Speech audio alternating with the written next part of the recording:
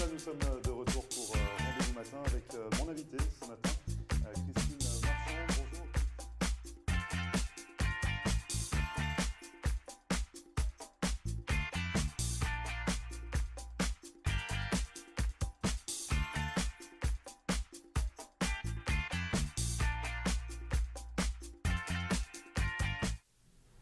Bonjour à tous, bienvenue, merci de regarder Rendez-vous Matin. Nous sommes le mardi 10 octobre et ce matin nous nous intéressons à une solution de lunettes à bas coût avec Julie Nakache qui a développé une gamme de montures depuis quelques mois et qui les commercialise à Miami. On va en parler en seconde partie. Coup de projecteur sur un produit français qui a le vent en poupe actuellement sur le sol américain. Je parle bien évidemment du vin. Hubert Surville, qui est gérant d'une société d'importation, viendra nous en parler en seconde partie. Juste avant, c'est la météo avec de belles éclaircies dans le ciel de la Floride. Côté Mercure, il fait actuellement 29 degrés sur Hollywood. On attend 31 degrés au meilleur de la journée, soit 88 degrés Fahrenheit. Ne bougez pas, on revient juste après ça.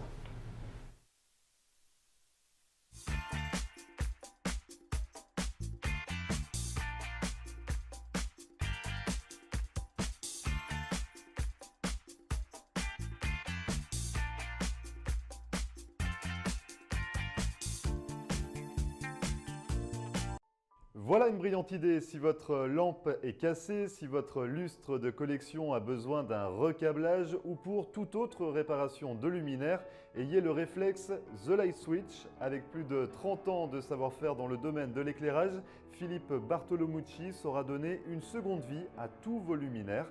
Dans sa boutique installée à North Miami, vous trouverez des centaines de lustres et d'éclairages différents. Et si vous souhaitez une création unique pour votre intérieur, Philippe Bartolomucci, qui dispose également d'un véritable talent artistique, saura combler toutes vos envies. Cet architecte de la lumière sera à votre écoute afin de créer un lustre et des abat-jours sur mesure directement dans son atelier.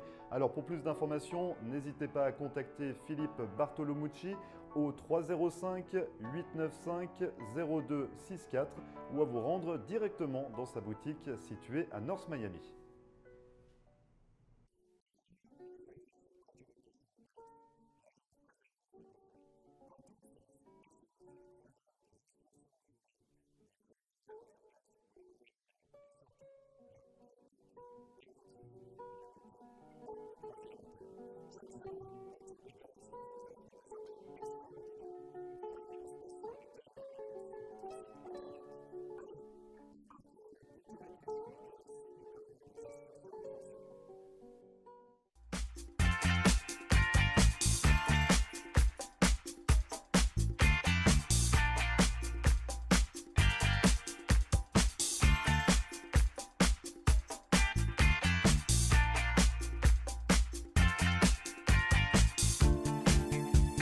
Merci à vous de regarder Rendez-vous Matin comme je vous le disais pour cette première partie.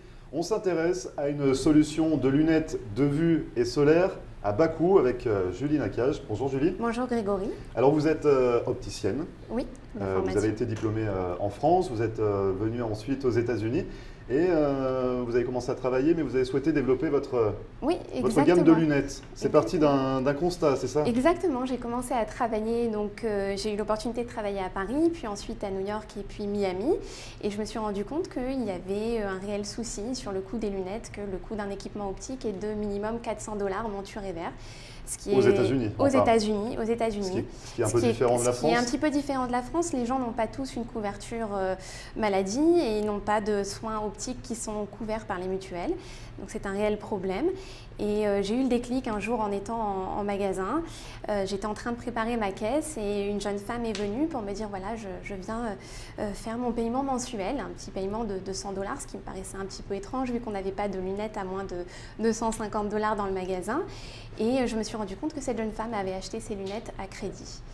Elle étalait les paiements sur plusieurs mois. Ça arrive sûrement fréquemment ici aux Ça arrive États-Unis. fréquemment, mais c'est quand même dingue qu'on puisse payer ses lunettes à crédit sur des échéances de 3 à 6 mois. Donc l'idée en fait m'est venue de complètement créer ma propre collection et de partir Donc vous sur souhaitez, quelque chose. on va en parler justement, vous souhaitez un petit peu révolutionner le monde optique, c'est Voilà, ça, aux exactement, États-Unis. exactement. Donc vous avez mis, ça fait déjà un moment que c'est dans les cartons, vous avez mis plus d'un an, c'est ça, à Voilà, développer un petit peu exactement. votre marque. Ça s'est passé comment? Tout d'abord, j'ai voyagé à l'étranger, j'ai fait les salons principaux de l'optique qui se trouvent notamment à Paris, à New York et puis en Asie. Et j'ai pu rencontrer mes fournisseurs, des designers avec qui j'ai travaillé en étroite collaboration pour designer, choisir les matériaux, les formes des lunettes. Et ça a pris plus d'un an et demi. Et puis ensuite, j'ai décidé de me lancer sur Miami. C'était prêt à Voilà, sortir. c'était prêt à sortir et il n'y avait plus qu'à mettre les choses en place avec un petit pop-up store que nous avons à Miami Downtown et ainsi qu'un site internet sur lequel on vend nos lunettes. Commercialisées. Voilà. Donc ça, on va développer pour l'instant. Il y a une boutique à Miami en centre-ville. Donc on va parler de vos modèles de lunettes. Voilà. Donc, parce qu'il y a un prix, c'est ce que vous disiez. Ce qui est important ici, c'est qu'aux États-Unis, les gens, avant de regarder le design, ils s'intéressent au prix. Exactement, ils s'intéressent au prix en premier lieu. Et il y a déjà du low cost qui existe, mais le souci avec ça, c'est que les modèles ne sont pas du tout au goût du jour, pas très sexy. Donc on a essayé de mettre en place des modèles assez sympas, fashion, avec un prix vraiment abordable et une rapidité d'action vraiment imparable, puisqu'on livre les lunettes en 1 heure. En 1 heure, donc ça c'est Voilà.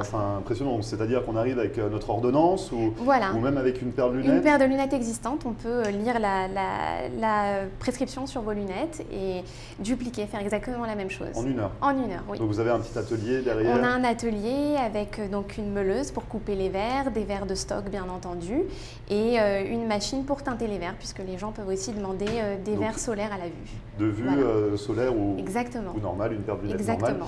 Vous le disiez vous-même il y a quelques instants, low cost, est-ce que c'est un terme qui fait peur ou est-ce que c'est péjoratif? Non, c'est pas péjoratif parce que nous on fait du low cost, on l'assume, ce sont des tarifs très attractifs, mais on fait attention à bien respecter les produits, avoir des produits de qualité, notamment sur les verres. On travaille avec des filiales françaises parce que offrir des lunettes à 49 $ c'est super, mais il faut que ça tienne dans la durée, donc on essaye d'avoir des produits de qualité et des verres de qualité aussi. C'est très important. 49 $, c'est le prix d'appel pour… Prix d'appel, monture et verre, donc sur une monture de type plastique ou métal avec des verres en plastique sans traitement. Après, on peut rajouter des traitements, l'anti-reflet, traitements pour protéger les yeux de l'ordinateur, les traitements de transition, il y a plusieurs options possibles. Mais à partir de 49 $, on peut avoir une… On peut avoir une paire à sa vue, exactement. Une paire à sa vue, donc c'est un peu révolutionnaire. Oui. Est-ce que vous comparez un petit peu aux personnes qui chamboulent un petit peu le marché américain? Finalement, c'est un peu votre souhait, vous n'allez pas vous faire que des amis, c'est ce qu'on se disait. On avance gentiment, sans aucune prétention, mais on essaye d'apporter quelque chose de différent, d'un peu frais sur le marché, avec des produits, comme je disais, design, à bas coût et de qualité. Mais ça marche comment finalement? Si vous, à 49 $, vous pouvez faire une paire de lunettes on arrive à obtenir… Ce serait possible de le généraliser? Oui. Ça marche comment? Comment c'est possible? Alors nous, en fait, si vous voulez, on s'occupe de la partie manufacture des lunettes. Donc on a nos fournisseurs en Asie qui fabriquent les lunettes. Donc ça nous permet de complètement couper les coûts et d'offrir des coûts vraiment très attractifs. Nos lunettes sont fabriquées dans les usines en Asie, comme la plupart des grandes marques, que je ne citerai pas. Oui, bien sûr. Mais la plupart des grandes marques sont fabriquées là-bas. Et puis pour les verres, on travaille, comme je l'ai dit, avec des filiales françaises pour obtenir des verres de qualité. Voilà. Donc très bien. Et pour le design, ça s'est passé? Pour le design, ça s'est passé. J'ai travaillé en étroite collaboration avec mes fournisseurs. J'ai donné des designs, des maquettes. Et puis ensuite, on a travaillé ensemble sur les couleurs, les tailles, les formes et le choix des matériaux. Vous avez référencé le nombre de modèles différents? Oui. On a pour l'instant une quinzaine de modèles différents, déclinés dans plusieurs couleurs, en acétate, de cellulose et en plastique ainsi qu'en métal. Est-ce qu'il y a des lunettes, est-ce qu'il y a des teintes ou des designs qui… Il y a actuellement le rond, les lunettes rondes, on le vend en poupe, notamment celles-ci. Celles-ci en mat. Les transparentes. Les transparentes aussi sont revenues à la mode. C'est très tendance et tout ce qui est mat, puisque la texture mat est un petit peu différente, ça donne un petit côté un peu rétro et fashion. Allez-y. Non mais je suis pas doué avec une paire de lunettes, je ne sais même pas les manipuler. Très bien. On a les bicolores aussi, qui sont plus foncés sur le dessus et plus clairs en bas. Voilà, on essaye d'innover, on travaille sur de nouveaux modèles et voilà, on continue. Et du coup, justement, est-ce que les modèles vont être amenés à évoluer? Oui, les modèles vont être amenés à évoluer au gré des tendances puisque les tendances concernent l'optique aussi, les couleurs changent, les formes changent, donc on est en train de travailler sur de nouveaux modèles, effectivement. Et donc, c'est vrai que par rapport à la demande des clients également, est-ce que les clients peuvent vous suggérer Les clients peuvent effectivement suggérer, on design. s'inspire de ce qui se fait aujourd'hui, on s'inspire des tendances et on s'inspire bien évidemment du retour client, ce qui est très très important. Donc on prend en compte l'avis de nos clients, bien évidemment. Et en 10 mois, vos produits, ils ont été reçus comment? Ça a a été plutôt bien reçu, les gens ont été plutôt étonnés, les gens sont arrivés, ont découvert les montures et puis se sont laissés tenter. Des gens qui n'avaient pas forcément besoin de nouvelles paires se sont laissés tenter par le coût. Donc voilà, et puis ce sont des clients qui reviennent puisqu'on a quand même des prix très très attractifs et on fait aussi notamment les verres progressifs. On commence à 145 $, monture plus verre sur des verres progressifs de nouvelle génération qui sont des verres qu'on appelle High Definition. Donc voilà, on travaille sur la qualité toujours. Donc c'est vrai que 145 $ par rapport au prix par rapport au prix qu'on peut trouver ailleurs à la concurrence qui seront minimum de 400 $, ouais, donc voire vous cassez plus. vraiment les prix. On casse vraiment les prix. Voilà. Et vous avez également des nouveaux verres, c'est ça? Enfin, vous travaillez sur… On travaille donc sur les progressifs, on travaille sur les nouvelles générations de verres qui sont des verres qui permettent d'avoir une vision optimale sans ce que l'on appelle sur les côtés des aberrations, donc des zones de flou. Et puis pour ce qui est aussi le tout nouveau verre qui s'appelle Blue Shield, ce sont des verres qui protègent les yeux de tout ce qui est écran d'ordinateur, télévision et iPad, puisqu'aujourd'hui on est constamment sur des écrans et puis on regarde notre téléphone au moins 200 à 300 fois par jour. Donc on a justement ces verres qui permettent de protéger les yeux de cette fameuse lumière bleue qui peut être dangereuse sur le long terme. Donc ça, c'est des paires de lunettes? C'est des paires de lunettes. Pas spécialement pour les gens qui ont voilà. un problème de vue? Exactement, ce sont des paires de lunettes qui peuvent être sans prescription ou avec prescription. Voilà. Donc vous essayez d'équiper finalement tout le monde. Voilà, voilà, c'est ce qu'on fait, on essaye. Quelle est votre stratégie finalement? Donc là, vous avez une boutique sur Downtown Sur Miami. Downtown, exactement. On peut se procurer ces lunettes en ligne également? En ligne également, nous avons notre site www.eyewearforall.com où vous pouvez acheter directement en ligne, exactement. Et par la suite, ça va se passer comment? Est-ce que vous souhaitez ouvrir d'autres On aimerait ouvrir enseignes d'autres enseignes, effectivement. On travaille activement dessus et on travaille aussi en étroite collaboration avec les sociétés. On fait beaucoup d'événements, des petits pop-up stores de quelques heures ou de quelques jours dans les bureaux. Donc on va dans tout ce qui est bureau type Expedia ou coworking comme WeWork. Et puis on vient avec notre petite collection, les gens viennent avec leur prescription ou une paire existante, on amène notre matériel et puis ça fonctionne bien et les bureaux sont livrés en 24-48 heures. Voilà. Donc c'est-à-dire que vous faites du porte-à-porte? Exactement, c'est ça l'idée, c'est de se faire connaître et puis d'apporter un service un peu nouveau, quelque chose de différent parce que les gens n'ont pas toujours le temps d'aller faire du shopping pour des lunettes. Donc là on leur donne l'opportunité de s'occuper d'eux sur place pendant leur pause déjeuner et puis de leur livrer directement les lunettes au bureau. Il y aura une belle opportunité également pour découvrir vos produits, ce sera à la fin du mois. Exactement, le 28 octobre pour la soirée spéciale de Floride TV organisée dans le cadre des French Weeks, de la Chambre de commerce franco-américaine. Donc on sera sur le rooftop, le Skydeck de Miami Beach. Exactement. Vous serez également là pour cette soirée. Et on pourra toucher vos nouvelles lunettes à 49 $. Exactement. Qui casse les prix du marché. Et elles seront aussi portées par les mannequins qui feront le défilé de mode pour présenter la collection de maillots de bain de Mademoiselle Louise. Il y aura un défilé évidemment. de mode tant qu'on est dans le programme. Exactement. Il y aura un défilé de mode, donc on pourra porter également vos lunettes. Très bien, Julie. Comment donc on peut se procurer ces lunettes? À votre boutique en centre-ville? À ma boutique en centre-ville, au 272 East Flagler Street, à Downtown Miami, ou bien sur notre site en ligne, eyewearforall.com. Merci à vous d'être venu nous présenter Grégory, merci pour tout. cette gamme de lunettes. Merci. Bonne continuation et on se revoit le 28 octobre. Merci Skydeck de m'avoir invité. De Miami Beach. Merci beaucoup. Merci bien. Et vous ne bougez pas, on revient juste après ça.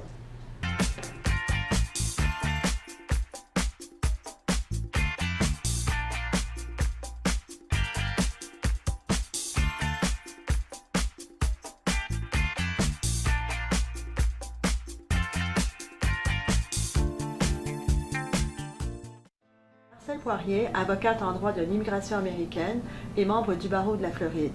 Ma vocation est de conseiller mes clients et de protéger vos intérêts afin que vous soyez en mesure de réaliser votre rêve américain qui est toujours bien vrai et réel aujourd'hui. Surtout, n'oubliez jamais qu'un mauvais conseil légal peut vous coûter votre futur et celui de votre famille. N'hésitez pas à nous contacter par téléphone ou sur mon site internet à marcelpoirier.com et nous serons très heureux, mon staff et moi-même, de répondre à vos questions et de vous recevoir au cabinet, j'espère très bientôt.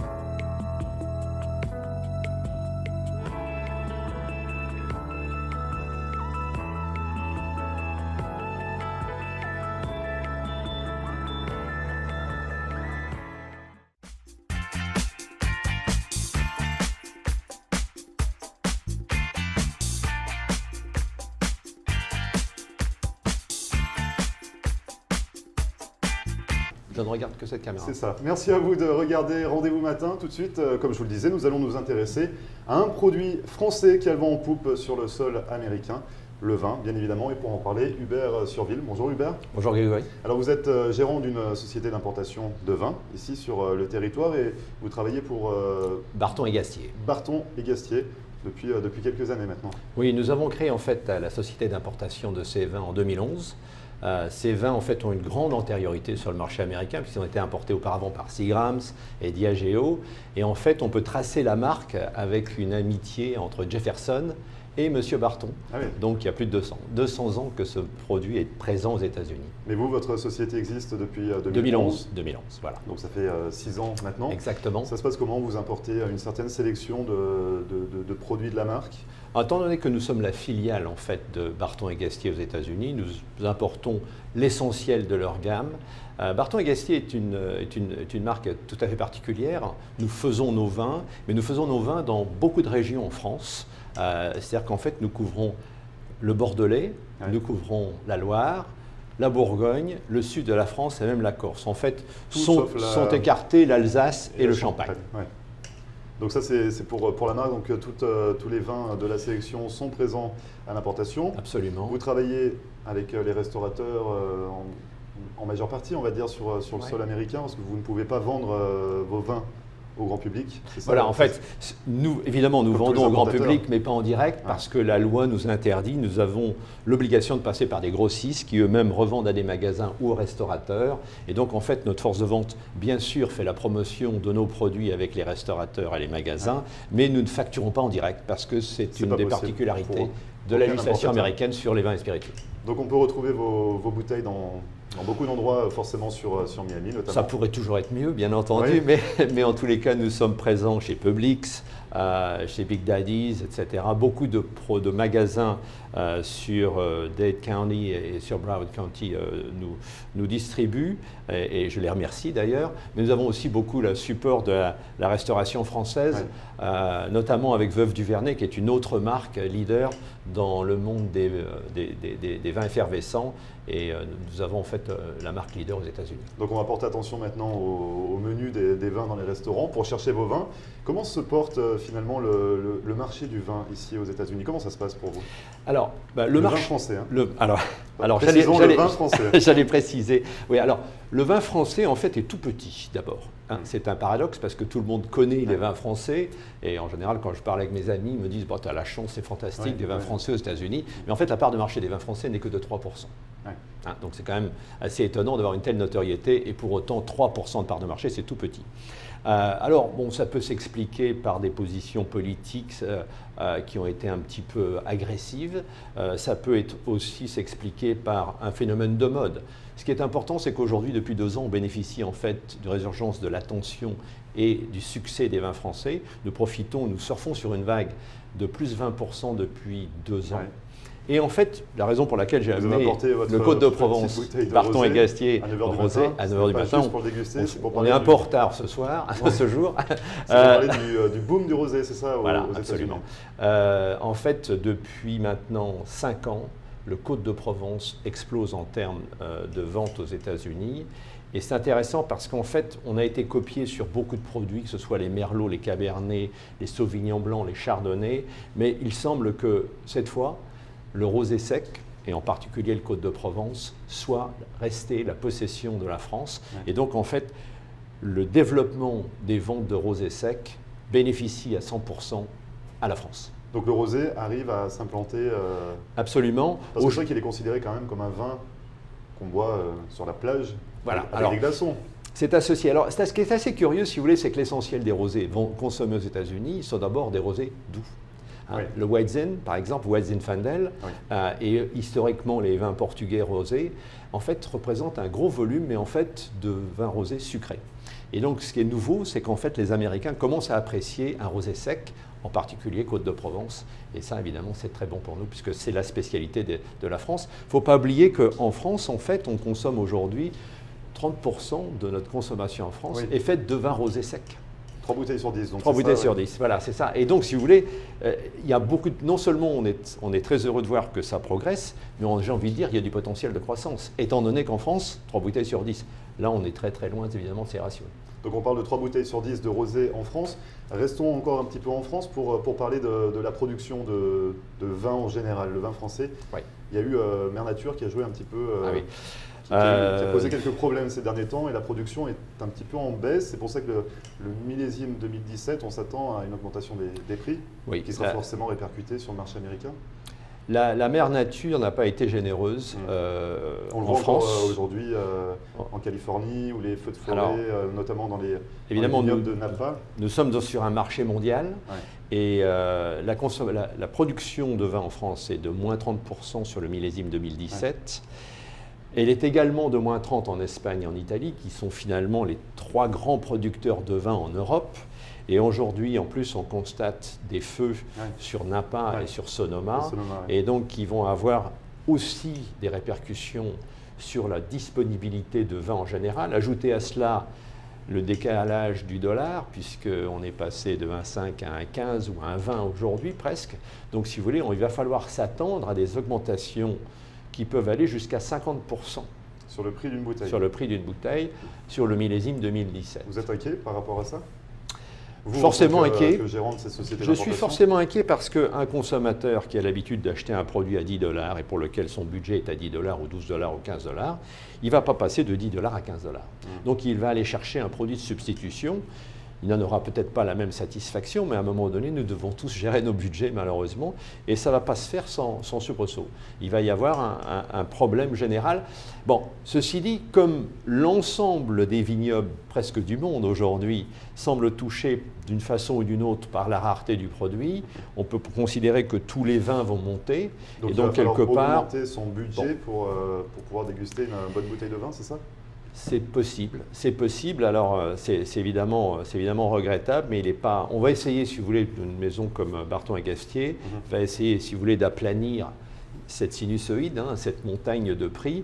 Et bon, au lieu de regarder des augmentations de prix de l'ordre de 50%, nous pensons que nous allons pouvoir aplatir cette montagne ou réduire cette marche aux alentours de 15 à 20%. Mais ça reste encore sur un produit à 10 $ ou à 12 $, 2 à 3 $, et donc ce n'est pas rien. Voilà. Bon, malgré tout, ça sera quand même pour le plus grand plaisir des consommateurs. Vous allez essayer d'arranger un petit peu tout le monde. Vous avez une sélection assez vaste de vins. On peut en répertorier combien dans votre carte? Nous avons 30 vins dans la ligne de Barton et Gastier, mais les essentiels sont évidemment le Bordeaux, avec quelques appellations communales périphériques comme le Saint-Émilion ou le Médoc ou le Margaux.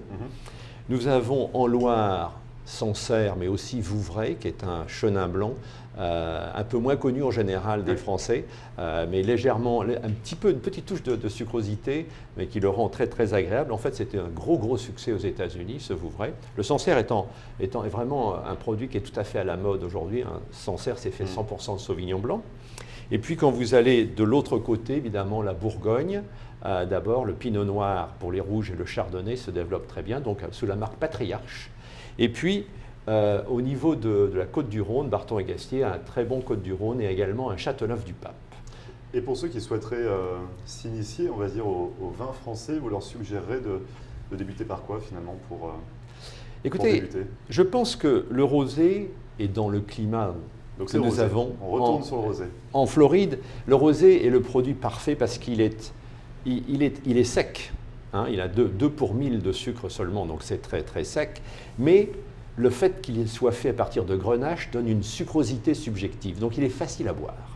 Ensuite, vous le servez frais par nature, parce que c'est un rosé, et donc il rend tout à fait adaptable à toutes sortes de consommations, que ce soit l'apéritif sur une salade, un poisson grillé, ou des sandwichs. Et donc on peut, vous voyez, même à 9h ce matin. Voilà. Oui, on pourrait essayer. Et du coup, c'est le rosé que vous suggérez pour celui qui souhaite s'initier un peu au vin français. Oui. On peut parler également d'une nouvelle tendance dans les vins. Vous en parliez un petit peu avec ce rosé sec, il y a moins de sucre. C'est ce qu'on recherche, c'est ça, c'est un petit peu dans l'air du temps? Alors, si vous voulez, la consommation de vin est souvent une mode, parce qu'on a vu les Syrah à un moment donné avoir beaucoup de succès.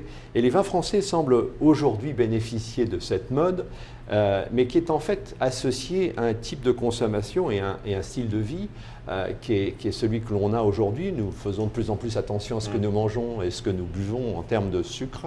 Et donc, évidemment, le rosé de Côte-de-Provence, qui n'a que 2 pour 1000 de sucre, est parfaitement adapté. Mais d'une manière générale, tous les vins français ont peu de sucre, parce que les appellations d'origine ont en fait une production tout à fait contrôlée, tout à fait limitée, et donc permettent d'avoir en général moins de 2 pour 1000 de sucre. Donc cette association d'un produit plutôt sec fait qu'on le consomme non seulement à l'apéritif, mais surtout avec les mets.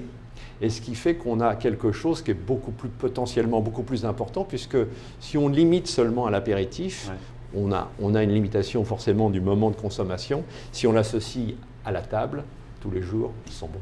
Et est-ce qu'il y a une bouteille qui se démarque dans votre carte? Alors, nous avons un Château Magnol. Est-ce que c'est un rouge, blanc? C'est un rouge. Alors, c'est un rouge qui a l'appellation Haut-Médoc et qu'on retrouve dans les restaurants prestigieux de Miami. Donc le Château Magnol? Château Magnol, oui. En fait, c'est un vin que l'on positionne aux alentours de $30, prix de vente consommateur, qu'on va retrouver donc sur les cartes de restaurants aux alentours de 60 à 90. Voilà. C'est quand même en général la fourchette mais, de prix. Mais je dois dire que ce vin est extrêmement apprécié. Nous avons reçu beaucoup d'accolades, comme on dit en anglais, c'est-à-dire beaucoup de bonnes notes par les gourous des vins, que sur les Wine Enthusiasts ou le Wine Spectator ou les Parker. Et donc 90 et plus en général, c'est ce que nous obtenons. Et franchement, c'est un vin exceptionnel. Donc Château Magnol. Château Magnol, très bon rapport qualité-prix pour ce type de produit. Un rouge, et sinon le rosé. Eh bien, le rosé. Côte-de-Provence. Voilà, Côte-de-Provence. Qui fait toujours plaisir. Absolument. Merci beaucoup Hubert d'être passé sur notre plateau. Merci Grégory. Vous présentez votre marque Barton et Guestier. Et on va peut-être s'attaquer au rosé maintenant. On y va. On verra bien. Merci à vous. Je vous en prie. Et vous ne bougez pas, on revient juste après ça.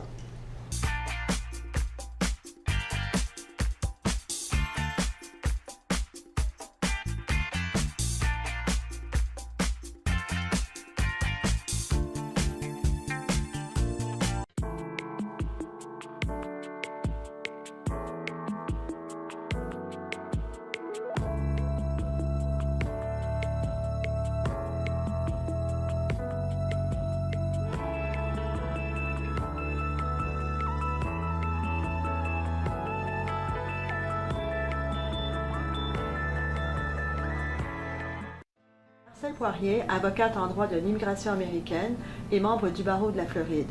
Ma vocation est de conseiller mes clients et de protéger vos intérêts afin que vous soyez en mesure de réaliser votre rêve américain qui est toujours bien vrai et réel aujourd'hui.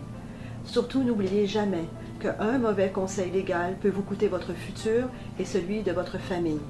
N'hésitez pas à nous contacter par téléphone ou sur mon site internet à marcelpoirier.com et nous serons très heureux, mon staff et moi-même, de répondre à vos questions et de vous recevoir au cabinet, j'espère très bientôt.